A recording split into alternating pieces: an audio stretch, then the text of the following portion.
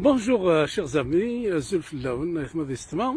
Juste un petit mot ce dimanche pour la commémoration du 20 avril, dimanche prochain. On sait qu'il y a le MAC qui a appelé à une marche à Paris, de Bastille à République, je crois. Évidemment, on ne peut qu'être pour ce genre d'initiative-là, et c'est tout à leur honneur, en fait, les organisateurs. Et il y a d'autres marches, je pense ici en Amérique du Nord aussi, pour la même date, pour la commémoration du 20 avril.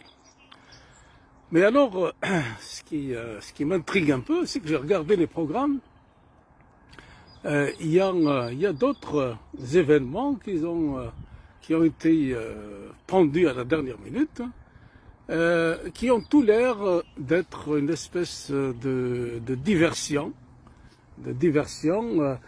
parce que c'est des concerts, c'est des concerts pour aller chanter, danser, un 20 avril, et en plus, ce qui confirme plutôt que c'est vraiment une diversion, c'est que ils ont programmé ça à la même heure, à 15 heures, à la même heure que la marche auquel le MAC a appelé.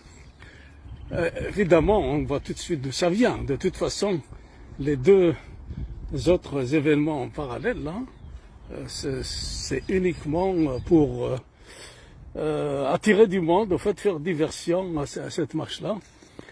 Comme si le 20 avril, dans la tête de ces organisateurs, que ça se limite à la danse et au chant. C'est-à-dire qu'ils veulent vider le 20 avril de sa substance. On sait qu'il a été interdit en Algérie ces dernières années, depuis la répression contre la Kabylie. Maintenant, non seulement ils interdisent en Kabylie, mais ils poursuivent même les exilés, la diaspora, pour l'empêcher de commémorer cet événement-là qui est loin d'être une fête. Avant tout, le 20 avril, c'est rendre hommage aux militants, aux gens qui ont donné leur vie carrément pour